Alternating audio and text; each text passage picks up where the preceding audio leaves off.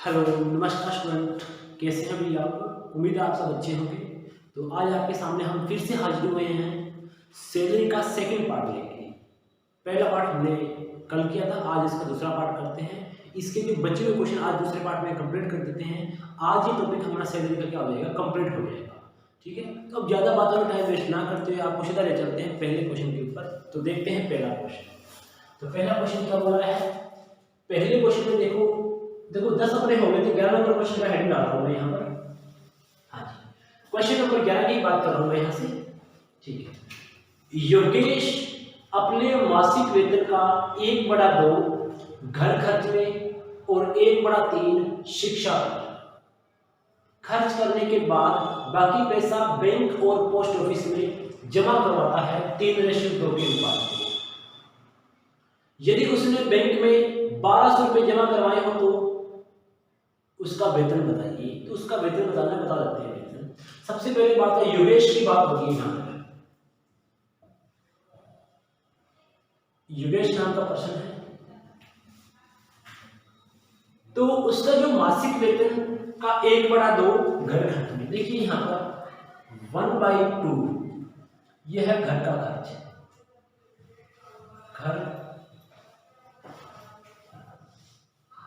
घर खर्च, और 1/3 शिक्षा पर, 1/3 शिक्षा पर खर्च करने के बाद बाकी पैसा बैंक और पोस्ट ऑफिस में 3:2 के अनुपात में जमा करवाता है।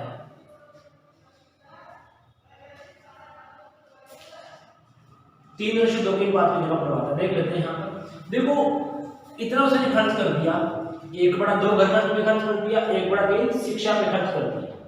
ठीक है, और बाद में बाकी पैसा बैंक और पोस्ट ऑफिस में 3:2 के अनुपात में जमा करता है। यहाँ पर देखिए उसने बैंक और पोस्ट ऑफिस में 3:2 के अनुपात में जमा करवाए हैं। यदि उसने बैंक में 1200 रुपये जमा करवाए हैं, समझना बात को, बैंक में कितने गए हैं? 1200 रुपये।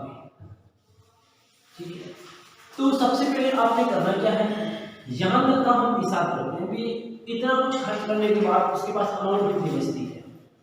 ठीक है, चल 1200 बराबर 3, तो 1 बराबर कितना आ गया? 400। 1 बराबर कितना आ गया? 400। 400 3 1200 और 400 गुना 800, यानी टोटल अमाउंट अपने पास कितनी आ गई है? 1200 रुपये उसने बैंक में करवाए हैं और 800 रुपये कहां पर करवाए हैं? पोस्ट ऑफिस में करवाए हैं। ठीक है, तो टोटल अमाउंट कितनी आई है यहाँ पर? 2000 रुपये टोटल अमाउंट आई है दोनों के अंदर। किसके अंदर? बैंक और पोस्ट ऑफिस। उम्मीद है ये बात आपको समझ आ रही है। यानी टोटल उसने बेटा बैंक और पोस्ट ऑफिस में 1200 और 800 यानी 2000 रुपये जमा कराए हैं। ठीक है, अब यहां तक का हिसाब अपना हो गया। अभी इतना कुछ खर्च करने के बाद हमारे पास 2000 बाकी बचते हैं, तो यहाँ पर कितना खर्च हो गया है? तो एक बात आपने नोट की है, यहाँ पर दोनों में कहीं पे भी शेष शब्द नहीं है। क्या नहीं आया? शेष शब्द। अगर शेष शब्द नहीं आया तो उस स्टेटमेंट को हम एज इट इज ऐड कर सकते हैं, लेकिन करेंगे कैसे? 1/2 प्लस 1/3 दोनों को ऐड करते हैं। आओ यहाँ पर करते हैं कैसे? 3 एकम 3, 2 एकम 2। जब भी दो फ्रैक्शन नंबर हो उनके बीच में प्लस का साइन तो क्रॉस मल्टीप्लाई, 2 एकम 2, 3 एकम 3, 3 और 2 5 और 3 दूनी 6, यानी 5/6 हमारा खर्च हो गया। किस किस पे? घर खर्च में और शिक्षा पर। 5 खर्च हो गया, किसमें से? 6 में से। तो बचा क्या है? 1/6। हमारे हिसाब से 1/6 बाकी बचा है। वो कितना कहता है? 2000 रुपये बाकी बचे हैं। वो क्या कहता है? 2000 रुपये बाकी बचे हैं। तो 1/6 बराबर 2000। ठीक है, हाँ नंबर को पलट के लिखोगे। ठीक है, तो इस अमाउंट में मैं यहाँ पे लिखता हूँ 1/6 बराबर 2000। ठीक है, नंबर को पलट के लिखते हैं तो 6/1, 6 दूनी 12000, तो टोटल कितना आएगा? 12000 रुपये आएगा। ठीक है, तो योगेश का जो मासिक वेतन था वो क्या था? 12000 रुपये था। उम्मीद है ये बात आपको समझ आ रही है। ठीक है, तो यहाँ पर निवेश का मासिक वेतन कितना आ गया, 12,000 रुपया। अब देखो हो सकता है आपको तो 2-4 बातें आपको इसमें कम समझ में आएगी, तो कोई बात नहीं, कम समझ में आई तो अब दूसरा क्वेश्चन इसी का एग्जांपल हमने रखा है, ठीक है। दूसरा इसी का एग्जांपल है, वो एक बार इसको वीडियो पॉज करके पहले क्वेश्चन को नोट कर लेना और दूसरा क्वेश्चन आप करने का प्रयास करना। कर पाओ तो ठीक है, ना कर पाओ तो कोई बात नहीं है, मैं करवा दूंगा, सेम क्वेश्चन होगा, एक बार और सीख लेंगे इस क्वेश्चन को, ठीक है। एक बार इस क्वेश्चन को आप नोट कर लीजिए। अब क्वेश्चन नंबर 12 की बात करते हैं, ये 11 नंबर का बिल्कुल एग्जांपल है, करते हैं क्वेश्चन। दीपक अपने मासिक वेतन का 1/5 घर खर्च में, बात हो रही है दीपक की। दीपक अपने मासिक वेतन का 1/5 घर खर्च में, 1/5 किसके लिए, घर खर्च में, और 1/3 शिक्षा पर, 1/3 शिक्षा पर, 1/3 शिक्षा पर खर्च करने के बाद बाकी पैसा, देखो यहां पर दीपक की बात हो रही है, दीपक ने 1/5 घर खर्च में खर्च कर दिया, 1/3 शिक्षा पे खर्च कर दिया, ठीक है। उसके बाद बाकी पैसा बैंक और पोस्ट ऑफिस में, बाकी पैसा बैंक और पोस्ट ऑफिस में 3:4 के अनुपात में जमा करवाते हैं, ठीक है। तो यदि उसने बैंक में 24 रुपए जमा करवाए हो तो उसका वेतन बताइए। बैंक में 24 रुपए जमा करवाए हैं, तो देखो वो कहता है 24 रुपए, हम कहते हैं 3, तो 1 बराबर कितना आ गया, 800, 8 दिया 2400, 8 चौका 3200, ठीक है। ये 24 रुपए हैं, 8 दिया, ये 8 चौका 3200, टोटल कितने कराए उसने, मैं यहाँ पे लिख दूंगा 5600। देखो 2400 और 3200 कितना आ गया, 5600 रुपया आ गया टोटल। तो बच्चे टोटल जो बैंक और पोस्ट ऑफिस में उसने पैसा लगाया है, 2400 बैंक में, 3200 पोस्ट ऑफिस में, कितने करा दिए उसने, 5600 रुपये, ठीक है। अच्छा, यहाँ इतना कुछ खर्च करने के बाद अपने पास अमाउंट कितनी बची है, 5600 बची है, तो यहाँ का खर्चा निकाल देते हैं, कितना खर्चा है। हाँ जी, 1/5 घर खर्च में। अब कहीं पे शेष शब्द दिया है, अगर कहीं पे शेष यानी रिमाइंडर शेष शब्द ना आए, हम उस स्टेटमेंट को एज इट इज ऐड कर सकते हैं। कैसे कर सकते हैं ऐड, 1/5 प्लस 1/3, 1/5 प्लस 1/3, तो क्रॉस मल्टीप्लाई करेंगे 3, क्रॉस मल्टीप्लाई करेंगे 5, और 5 दिया 15, और 5 और 3 8, तो 8/15, 8/15 आपने खर्च कर दिया, आपसे लग गया, वो इतना पैसा आपसे लग गया, खर्च हो गया। अब बच कितना गया, 7/15, 8/15 खर्च हो गया, बचा कितना, 7/15। अब वो कितना कहता है, 5600, और हम कितना कहते हैं, 7/15। साइन बराबर का नंबर को पलट के लिखो 15/7, 7 को 8 5600, 800 को 12 से 15 से मल्टीप्लाई करो, कितना आएगा, फिर भी यहाँ पर भी क्या आएगा, 12000 आएगा, क्योंकि 15/8 कितना होता है, 120 होता है, ठीक है। तो यहाँ पर 7 8 56 और 15/8 120, कितना आ गया आंसर, 12000 रुपये यहाँ पर आंसर आ गया है। उम्मीद है कि सारी बातें आपको समझ आ रहा है, बाकी आपको पता लग रहा है, बिल्कुल 11 नंबर का सेम एग्जाम्पल क्वेश्चन था।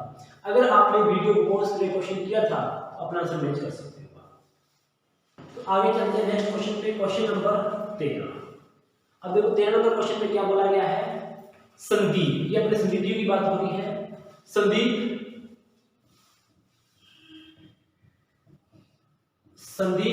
अपने मासिक वेतन का 1/6 घर खर्च में, यानी 1/6 को घर खर्च में, ये 1/6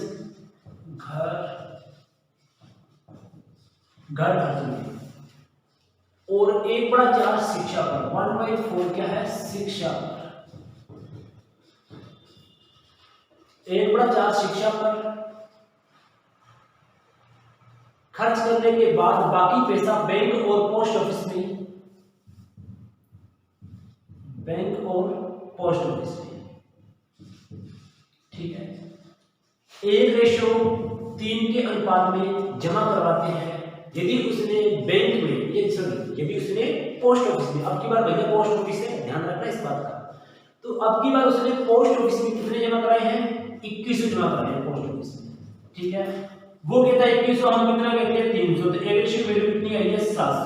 7 या 21 रुपये और 7 एकम 700 रुपये। तो 700 रुपये बैंक में और 21 रुपये पोस्ट ऑफिस में। टोटल इसमें कितना जमा कराए हैं? 2800 रुपये। कितने गए हैं? 2800 रुपये। 2100 और 700 कितना आ गया अपने पास? 2800 रुपये आ गया। आया कि नहीं आया? ठीक है। अब आप समझिए बात को, 1/6 घर खर्च में और 1/4 क्या है? शिक्षा पर। तो 1/6 और 1/4 आपने एक बात नोट की है, कहीं पे भी शेष शब्द नहीं है। अगर शेष शब्द कहीं पे भी नहीं है तो उस स्टेटमेंट को आप एज इट इज क्या कर सकते हो? ऐड कर सकते हो। क्या कर सकते हो? ऐड कर सकते हो। हाँ जी, करते हैं।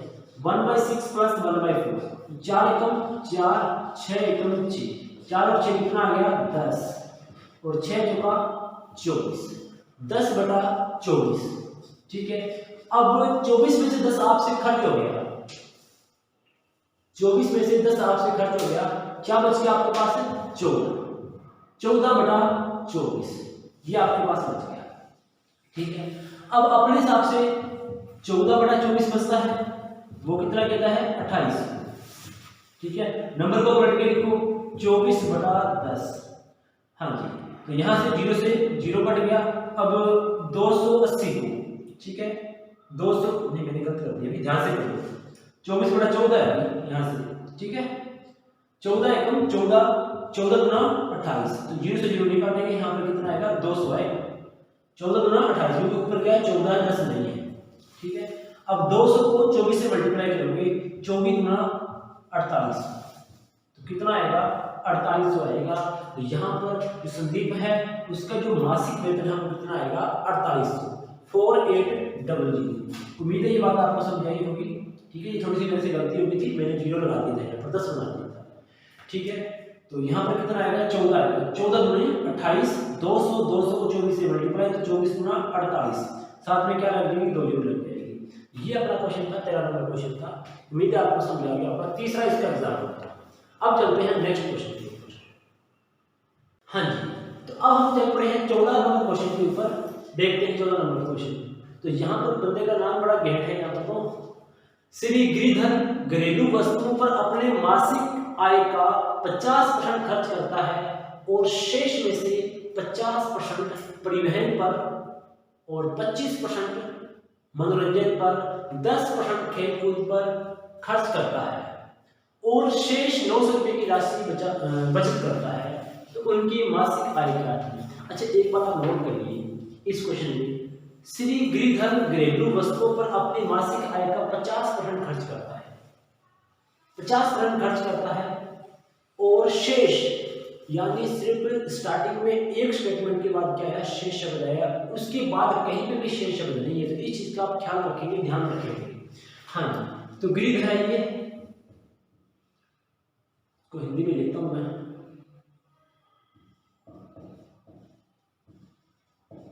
गिरिधर।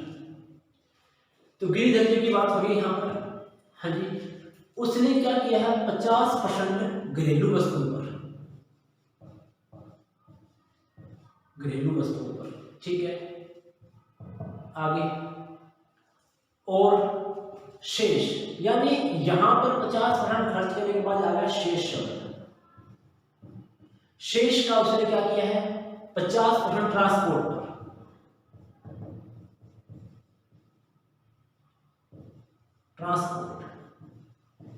ट्रांसपोर्ट यानी परिवहन, और 25% मनोरंजन पर। यहां पर कहीं भी शेष शब्द नहीं है। 25% क्या है? मनोरंजन यानी एंटरटेनमेंट।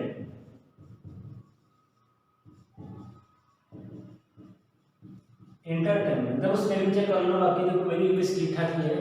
हाँ, एंटरटेनमेंट। तो 25% एंटरटेनमेंट यानी मनोरंजन पर हो गया। ठीक है। बाद में क्या बोला जी? स्पोर्ट्स यानी खेलकूद। खेलकूद में कितना है? 10%, ये आ गया स्पोर्ट्स। स्पोर्ट्स में कितना है? 10% है। और एक बात आपने नोट की है, कहीं पे भी यहां तक शेष शब्द नहीं है, सिर्फ एक स्टेटमेंट के बाद यहां पर है स्टेटमेंट शेष, बाकी और कहीं पे भी शेष शब्द नहीं है। और शेष बाकी उसके पास कितना बचता है? 900 रुपये बाकी भी बचाता है, ये बाकी उसके पास। ठीक है, बाकी है। तो उसकी मासिक आय क्या है देख लेते हैं। सबसे पहले उसने 50% घरेलू वस्तुओं पे खर्च कर दिया, क्या बचा है? 50 बचा, 50/100 हो गया 100। अब यहां पर कहीं भी शेष शब्द नहीं आया है, तो अगर शेष शब्द नहीं आया है तो आप इस स्टेटमेंट में क्या कर लो, एज इट इज ऐड कर लो। ठीक है, तो 50 और 25 75, 75 और 10 कितना आ गया 85। 85 आपका खर्च हो गया, क्या बचा 15, 15/100। तो बोलो भाई ये 15/100 कहां से पता लग गया आपको? क्या पता लग गया क्या? देख लो यहाँ पे, हाँ जी 50% बड़ा ट्रांसपोर्ट फी, 25% में कितना हो गया 75 और 10% स्पोर्ट्स के अंदर 75 और 10 होता है 85। 85 आपका खर्च हो गया, कितना बच गया 15, क्योंकि जो भी अमाउंट अपने आप में पहले बची थी वो अपने आप में क्या थी 100 थी, जिसमें 85 खर्च हो गया, क्या बच गया था 15 बच गया था, 15/100। अब इतना बाकी बचता है, वो कहता है 900 रुपये बाकी बचता है। ठीक है, तो 50 एकम 50, 50 गुणा 100, 5 दिया 15, 20 5 100। ठीक है, और 20 गुणा 40 और 3 एकम 3, 3/40 नंबर पलट के लिखो, 3 बटे में आएगा, ऊपर क्या जाएगा 40 जाएगा। ठीक है, अब काट लेते हैं 3 से, 3 तिया 9, 300 को 40 से मल्टीप्लाई, 4 तिया 12, तो यहां पर भी आंसर कितना आएगा 1200 आएगा, 12,000। ठीक है ना, तो यहां पर आंसर कितना आएगा 1200 नहीं 12,000, ध्यान से लिखा करो, ध्यान से बोला करो। ठीक है, तो यहां पर आंसर कितना आएगा 12,000 आएगा। बोलो समझाया आपको क्या ये? ठीक है, तो ये आंसर आज का अपने पास 12,000, अपना आंसर मैच कर सकते हो। अब चलते हैं अपने नेक्स्ट क्वेश्चन के ऊपर। 15 नंबर पे क्या बोला गया है देख लेते हैं। रोहित का क्वेश्चन है, ये रोहित नाम का पर्सन है, रोहित जी यहाँ पर। रोहित अपनी मासिक वेतन का या मासिक आय का, आय यानी वेतन की बात होती है, 20% घरेलू खर्च में और शेष का 25% बच्चों की शिक्षा पर, 15% परिवहन पर और 15% मेडिसिन पर और 10% मनोरंजन पर खर्च करता है। और इन सभी खर्चों के बाद भी उनके पास 98 रुपये बाकी बचते हैं, तो उसका मासिक आय क्या था देख लेते हैं। सबसे पहले एक बात समझिए, रोहित की मासिक आय का 20% घरेलू खर्च में। ठीक है, तो सबसे पहले 20% इसने खर्च कर दिया घरेलू खर्च, घरेलू खर्च हो गया अपने पास, ये लिख देते हैं घरेलू खर्च, ये यहाँ पर आता है। और शेष का 25% बच्चों की शिक्षा पर, यानी 25% ये क्या है शिक्षा पर। और आपने एक बात नोट करनी है, यहां पर शेष शब्द है। ठीक है, आगे 15% के अपने पास है ट्रांसपोर्ट पर, ट्रांसपोर्ट पर यानी परिवहन बोलते हैं ट्रांसपोर्ट को भी। ठीक है, और फिर 15% क्या है मेडिसिन पर, मेडिसिन। ठीक है, और आगे अपने पास और क्या है 10% मनोरंजन, 10% मनोरंजन यानी इंटरटेनमेंट, इंटरटेनमेंट। आगे 10% इंटरटेनमेंट के बाद में, इन सभी खर्चों के बाद उसके पास बाकी कितने बचते हैं 98 रुपये। देखो इतने सारे इसने पैसे बचाए नहीं है, इतना खर्चा कर दिया, ये उसके पास क्या है बाकी है। अब देख लेते हैं एक बार क्वेश्चन को। सबसे पहले 20% अपना घरेलू खर्च हो गया, कितना बच गया 80/100, बचा 85/100। ठीक है, और 25 यहाँ पर शिक्षा पर, 15 यहाँ पर, 15 यहाँ पर, 15 यहाँ पर, 25 और 15 40। जहां पर शेष शब्द ना आए उस स्टेटमेंट को एज इट इज क्या कर लो आप ऐड कर लो। तो 25 और 15 40, 40 और 15 55, 55 और 10 कितना आ गया 65। 65 आपका खर्च हो गया, कितना बच गया 35, 35/100। टोटल खर्चा कितना हो गया 65, 100 में से 65 खर्च हो गया, कितना बच गया 35, 35/100 बच गया आपके पास। ठीक है, और वो कितना कहता है 98, हम कहते हैं कितना, तो 20 चौका 80, 20 पंजा 100, 5 एकम 5, 7 पंजा 35, 4 एकम 4, 25 चौका 100। ठीक है, तो कितना आ गया 7/25 आ गया। नंबर को पलट के लिख दो आप, बटे में 7 ऊपर क्या जाएगा 25 जाएगा। बोलो समझाया नहीं है आपको? ठीक है, देख लेते हैं। 14 7 98 कितना आ गया 1400। 1400 को 25 से मल्टीप्लाई करते हैं तो 2 जीरो की 2 जीरो आएगी यहाँ पर। ठीक है, 25 चौका 100, 100 का फिर हो गया 0, 10 बच गया। 25 से कम 25, 25 और 10 कितना आ गया 35। तो यहाँ पर कितना आएगा, चलो मैं एक बार यहाँ पर दिखाई नहीं दे रहा है, ऊपर थोड़ा लिखता हूँ मैं। 14,000, 1400 को 25 से मल्टीप्लाई करना आपने, तो 2 जीरो की 2 जीरो आएगी अपने पास। ठीक है, अब 25 चौका 100, 100 की आपके पास क्या आ गई 0। अब क्या बच गया 10, 25 एकम 25, 25 और 10 कितना आ गया 35। ये दिखाई दे रहा है आपको क्या? ठीक है, तो यहाँ पर कितना आएगा 35 आएगा। पहले मैंने नीचे लिखा था ना, वो आपको नजर नहीं आएगा, इसलिए मैंने ऊपर लिख दिया है। तो कैलकुलेशन वो भी ठीक थी, ऐसी बात नहीं गलत है। हाँ जी, तो यहाँ पर आंसर कितना आएगा 35,000 आंसर आएगा। ठीक है, तो ये अपना क्वेश्चन नंबर क्या था 15 था। अब चलते हैं नेक्स्ट क्वेश्चन, क्वेश्चन नंबर 16 की ओर। इसमें बोला गया कि मोहित अपनी मासिक आय का 28% इलेक्ट्रॉनिक सामान के रूप में और 22% फर्नीचर के मरम्मत पर खर्च करता है। शेष धनराशि का 40% का है बैंक में डिपॉजिट करवाता है। यदि अब उसके पास 1650 रुपए बाकी बचते हैं तो उसकी मासिक आय क्या थी? समझ लेते हैं, कुछ को देख लेते हैं। सबसे पहले हमारे पास मोहित नाम का एक पर्सन है। ठीक है, उसने 28% इलेक्ट्रॉनिक सामान पे उसने क्या कर दिया, खर्च कर दिया इलेक्ट्रॉनिक सामान पे, और 22% किसने खर्च कर दिया है? ठीक है, फर्नीचर पे। किस पे खर्च कर दिया?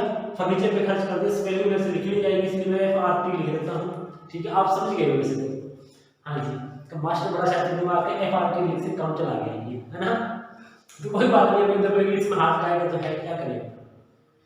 आगे फर्नीचर पर 22% कितना आ गया, फर्नीचर पे आ गया। फर्नीचर की मरम्मत पर खर्च करता है और शेष धनराशि का 40% का बैंक में जमा कराता है। ठीक है, यहां पर शेष है, शेष धनराशि का 40% बैंक में जमा करवाता है। और यदि अब उसके पास 1650 रुपए बाकी बचे हो, क्या बचे हैं 1650 रुपए बाकी बचे हैं, तो उसका मासिक आय क्या है? अब देखो 40% उसने किसमें करवाए हैं? बैंक में कराए हैं। ठीक है, तो लास्ट में अपने पास क्या बचे हैं 1650 रुपए।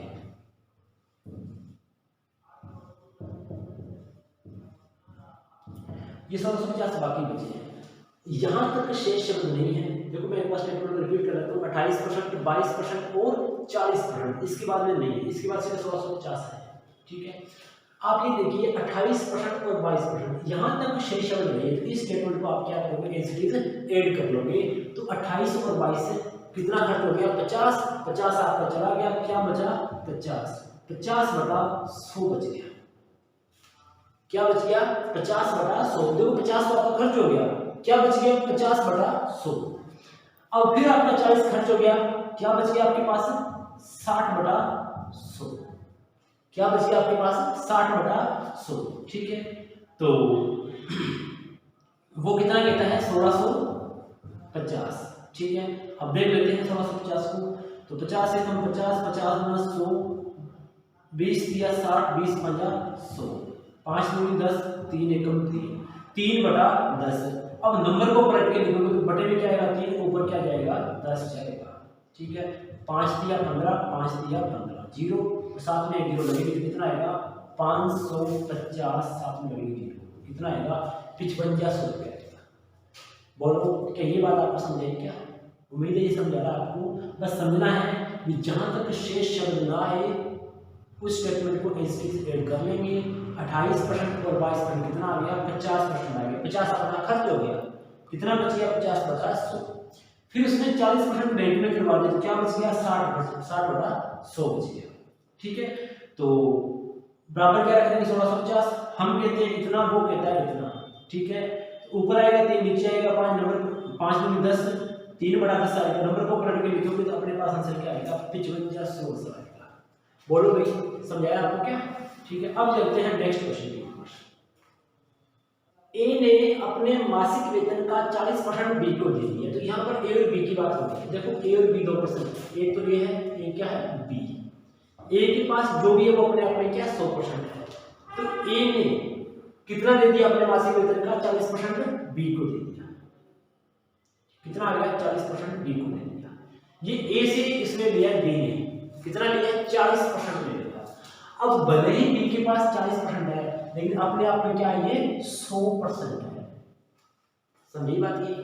बी मेरे पास 100 रुपए थे, मैंने 40 रुपए किसको दे दिए बी को दे दिए हैं। मैं ए हूं और कोई दूसरा पर्सन क्या वो बी है, तो मैंने 40 रुपए किसको दे दिए बी को दे दिए हैं। अब भले ही बी के पास 40 रुपए हैं लेकिन जो भी बी की राशि है वो अपने आप में तो क्या होती है 100% होती है। समझी बात ये? ठीक है, हाँ जी आगे। अब बी ने इस धनराशि को 20% टैक्स की कराएंगे। ये 20% टैक्स की कराएंगे। ठीक है, कितना बच गया 80, कितना बच गया 80। और शेष धनराशि को उसने 3:5 के अनुपात में, अब 80 बचा, 80 को 3:5 के अनुपात में। ठीक है, 3:5 के अनुपात में शिक्षा किस किस पे, एजुकेशन और पुस्तकालय क्या होता है लाइब्रेरी होता है भाई। शिक्षा और पुस्तकालय ये होता है लाइब्रेरी। एल यानी लाइब्रेरी, ई यानी एजुकेशन।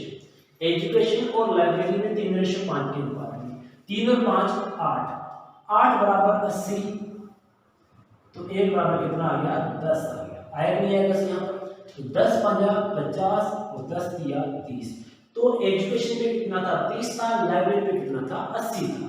उम्मीद है ये बात आपको समझा दी है। ठीक है, हाँ जी। यदि पुस्तकालय बी का खर्च यानी बी का जो खर्च कितना है 720 रुपये, लाइब्रेरी में खर्च कितना किया उसने 1720 रुपये, 720 नहीं भाई 1720 रुपये है इस पे लाइब्रेरी के ऊपर। हमारे हिसाब से कितना है 50, वो कहता है, देखो मैं थोड़ा सा इधर करता हूँ, वो 1720 कहता है, हम कितना कहते हैं लाइब्रेरी का खर्च कितना है 50% है। तो 1720 किसके इक्वल है 50% के इक्वल है। अब इंटू करेंगे 100%, अब इंटू करेंगे 100%, तो हमारे पास 100 की वैल्यू क्या आएगी ये 100% आएगी, क्योंकि हमने इस 100% को लेके यहाँ तक पहुंचे हैं। ठीक है, तो 50 एकम 50, 50 गुना 100। ठीक है, 1720 को 2 से मल्टीप्लाई करो कितना आएगा आपके पास 3440। क्या आएगा 3440 रुपये आएगा नहीं है। और बेटा जब देखो बात, ये 100% की वैल्यू कितनी है ये 3440 आई है। अब ये 3440 किसके बराबर है, ये है 40% के बराबर है, क्योंकि 100% है ये किसके बराबर होगा इस 40% के बराबर होगा। तो आप यहाँ पर देखो, ठीक है 3440 40% के बराबर है, तो इंटू 100%, अब अपने पास आएगा ये 100%। ठीक है, तो 0 से 0, 4 से काटा, कितना आ गया अपने पास 8 चौका 32 और 2 कितना आ गया अपने पास 24, 6 चौका 24, 86 चला गया, साथ में क्या लग गई 2 जीरो। तो यहाँ पर ए का जो वेतन कितना था, ए का वेतन क्या था 8600 रुपये था। ठीक है, उम्मीद है ये बात समझ आ गई है। 8 चौका 32, 6 चौका 24, साथ में 2 जीरो लगे, क्या बना अपने पास 8600 रुपये बना है, 8600। ठीक है, तो उम्मीद है सारी कहानी आपको समझा चुकी है।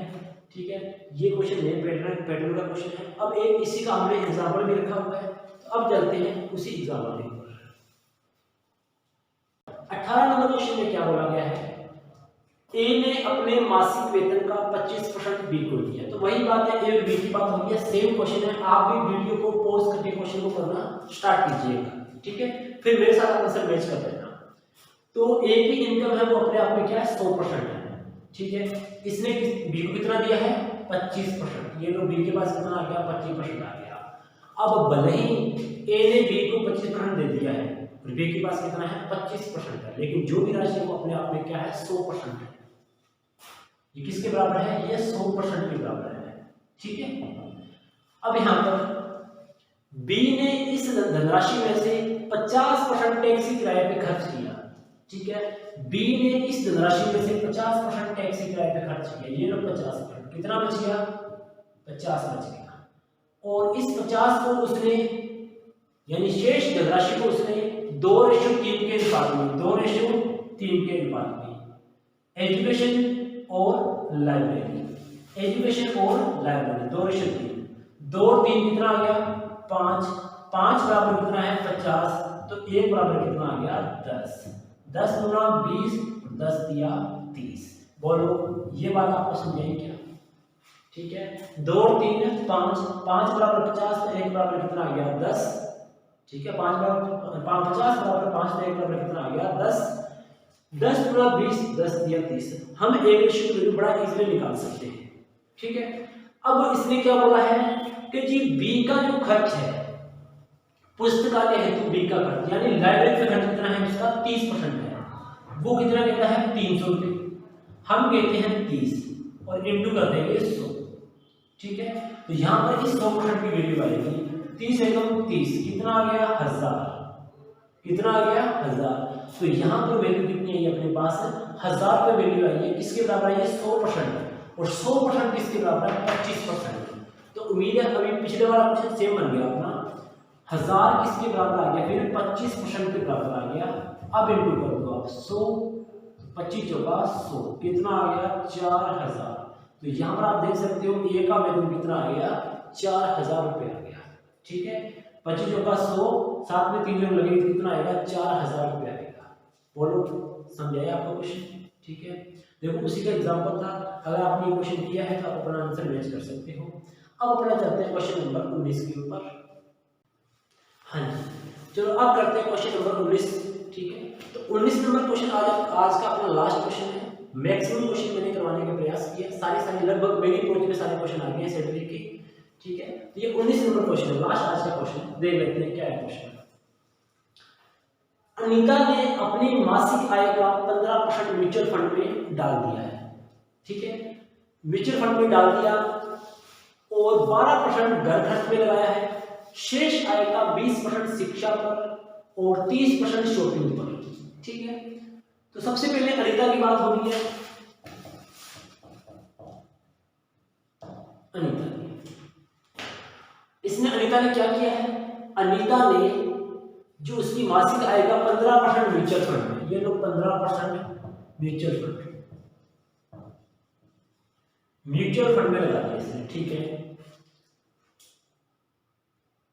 और 12% घर खर्च में, 12%, ठीक है, घर खर्च में, ठीक है। घर का खर्च हो गया, देखो लिख देता हूं घर खर्च, ठीक है। आगे घर खर्च कर दिया इसने। और शेष, यहां पर शेष शब्द है, शेष आय का 20% शिक्षा एवं 30% शॉपिंग पे। अब यहां पर शेष आय का 20% किस पे है? ये एजुकेशन पे, यानी शिक्षा पर। शिक्षा लिखते हैं नहीं, शिक्षा पर, ठीक है। और आगे इसने क्या बोला है? 30% शॉपिंग पर, ठीक है। 30% शॉपिंग पे, तो यहां पर क्या है? 30% शॉपिंग पे, 30% शॉपिंग पर खर्च किया। यदि अब उसके पास 1680 रुपये बचते हैं, देखो कितना बच गया उसके पास? 1680 रुपये बच गए, ये बाकी है। 1680 नहीं भाई, ये क्या अपने पास है? ध्यान से क्या करोगे? क्या है कितना? 11,680, ठीक है। तो ये गलती मेरी है, कोई बात नहीं, नजरअंदाज करना है, ठीक है। अब कई होगा ना बच्चों का पाइयों बढ़ जाता है, मास्टर से गलती हो जाती, ठीक है। हो जाती है गलती, क्या करें, बुढ़ापा नजदीक आ रहा है अब, ठीक है। तो 11,680 रुपये बाकी बचते हैं, ठीक है, कोई बात नहीं है। तो अनीता की वार्षिक आय निकालनी, सबसे पहले तो हमें मासिक आय निकालनी पड़ेगी, फिर इसकी वार्षिक आय निकाल सकते हैं, ये बात तो आप जानते हैं, ठीक है। तो पहले हम क्या निकालते हैं? इसकी मासिक आय निकालते हैं, बाद में वार्षिक निकाल लेंगे, कोई बात नहीं है। मासिक होता है मंथली और वार्षिक होता है ईयरली।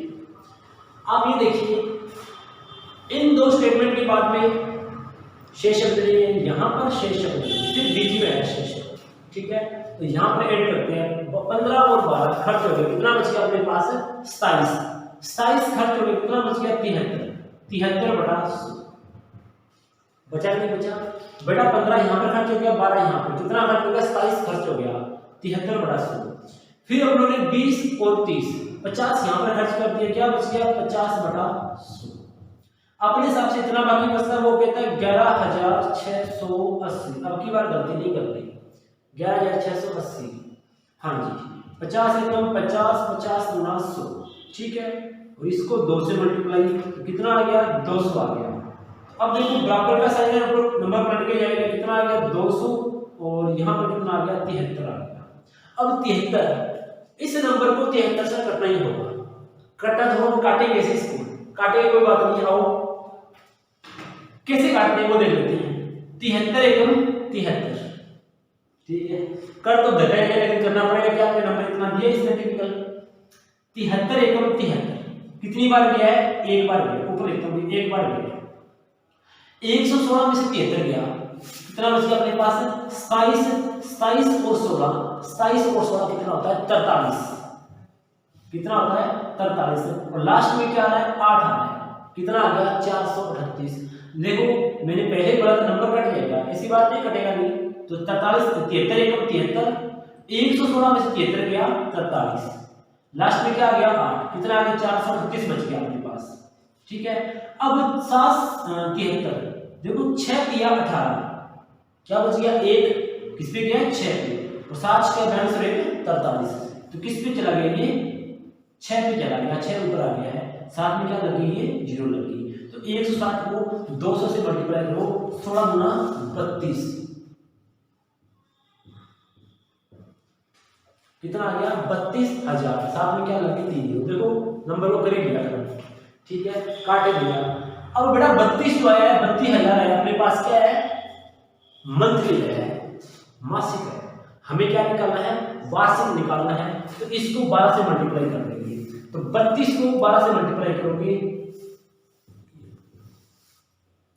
हाँ जी 12 से मल्टीप्लाई कर देंगे, चलो 12 से 12, देखो 2 0 से 3 0 से 3 0 आएगा अपने पास, 12 गुना 24, 12 दिया 36 और 2 कितना आ गया 38। तो आप देख सकते हो 3,84,000 रुपए हमारे यहाँ पर क्या आएगा, उसका वार्षिक टर्नओवर आ रहा है, ठीक है, समझ आई बात क्या, ठीक है। तो ये वार्षिक टर्नओवर है अपना, ठीक है, 3,84,000 रुपए, बोलो समझाया आपको। ये देखो इतनी इसकी इनकम बनती है 1 साल की, आप भी सरकारी नौकरी लग जाओगे ना, तो ऐसी 5 से 6 लाख आप महीने का कमाया करोगे, इसलिए 5 से 6 लाख महीने का तो भाई ज्यादा हो गया ये तो, ठीक है, इतने ज्यादा कमा पाओगे आप, साल का कमा लो 5 से 6 लाख, ठीक है। हाँ वैसे एक तरीका और भी है कमाने का, वैसे तो पटवारी लग जाए फिर तो कमा सकते हो 5 से 6 लाख महीने का, वैसे मुश्किल है, ठीक है। तो यहाँ पर आप 5 से 6 लाख साल के कमा सकते, महीने का भी कमा सकते, ठीक है। तो ये भी अपने क्वेश्चन का सैलरी के सारे बनते जितने भी क्वेश्चन मैंने सारे करवा दिए आपको, ठीक है। अब हो सकता है कोई एक आधा क्वेश्चन आपने देखा हो जो मैंने नहीं करवाया होगा, तो कोई बात नहीं है, वो आप खुद भी इस क्वेश्चन को आप कर सकते हैं, ठीक है। चलो ठीक है, अब अपन चलते हैं नेक्स्ट टॉपिक के साथ मिलेंगे आपको, ठीक है। तो नेक्स्ट टॉपिक को बढ़िया टॉपिक लेके आते हैं आपके सामने, तो आप भी वीडियो को लाइक भी किया करो, सब्सक्राइब शेयर जरूर किया करो, हमारा भी एक मनोबल बढ़ता है, ठीक है। तो अब मिलते हैं नेक्स्ट वीडियो के साथ, तब तक के लिए goodbye, thank you so much.